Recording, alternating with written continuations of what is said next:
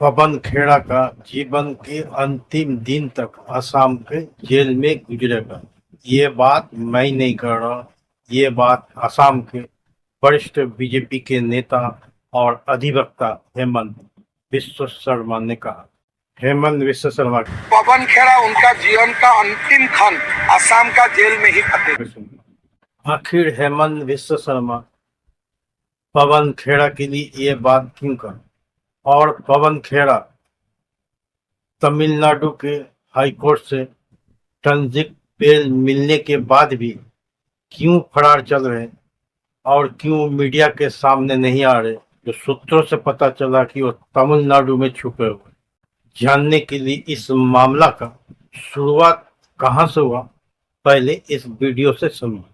कि असम के मुख्यमंत्री हेमंता बिस्वा शर्मा की धर्मपत्नी रिनिकी भुइया शर्मा के पास एक नहीं, दो नहीं, 3 पासपोर्ट है।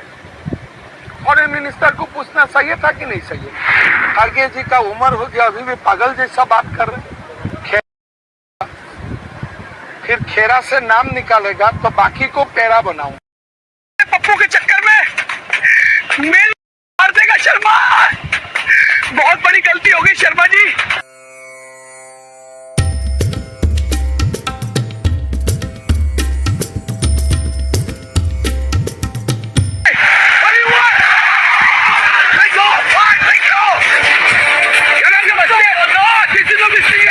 पहले कांग्रेस का वरिष्ठ नेता पवन खेड़ा ने असम के पूर्व मुख्यमंत्री हेमंत बिश्व शर्मा की पत्नी रिनिता बिश्व शर्मा के बारे में आरोप लगाया कि इनके पास 3 पासपोर्ट है।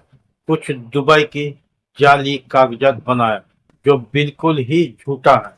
मैं आपको याद के लिए बता दूं, इससे पहले भी कांग्रेस का अध्यक्ष राहुल गांधी खुद इसी तरह का आरोप 2015 में और अभी 2024 का लोकसभा चुनाव से पहले भी कभी भूचाल लाएंगे, कभी भूकंप लाएंगे, इस तरह का झूठा आरोप बीजेपी और नरेंद्र मोदी पर लगाया था, जो अभी तक सबूत नहीं कर पाया।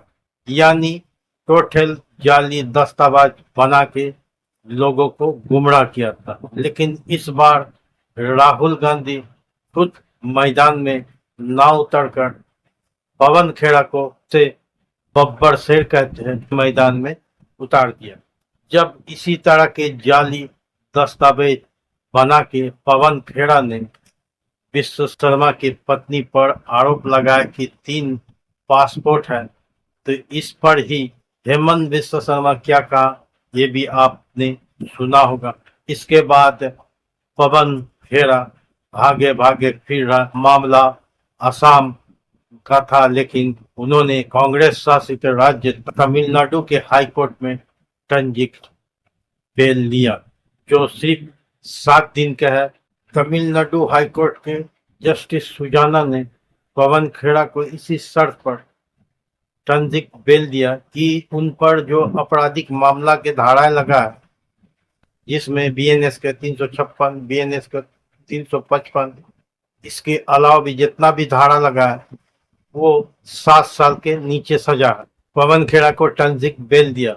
इसके अलावा जो एक धारा लगा बीएनएसएस के 338, इसमें फर्जरी है, जाली दस्तावेज बना है, जाली दस्तावेज के आधार पर लोगों को गुमराह करना, इसमें सजा 7 साल है और अधिक से अधिक उम्र कैद है, जो नॉन बेलेबल है।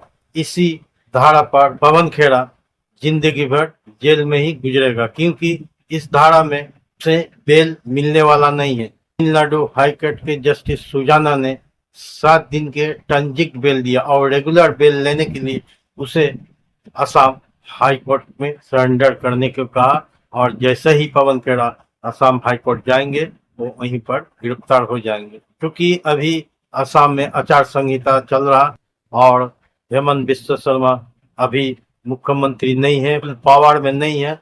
नहीं तो हेमंत बिश्व शर्मा उसे पाताल से भी ढूंढ कर लाएंगे और बीएनएसएस के 338 धारा में उसे जमानत मिलने वाला नहीं है और उसे अंतिम क्षण तक जेल में ही रहना।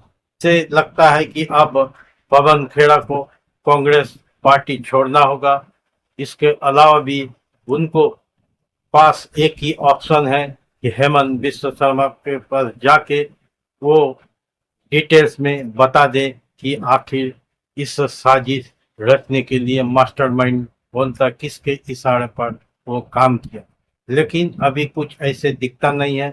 पवन खेड़ा जितना भी भागता फिरे, हेमंत बिश्व शर्मा खुद अधिवक्ता है। जैसे बीजेपी सरकार आ जाता है और हेमंत बिश्व शर्मा मुख्यमंत्री बन जाता है तो पवन खेड़ा का जिंदगी का अंतिम समय तक जेल में ही बीतेगा।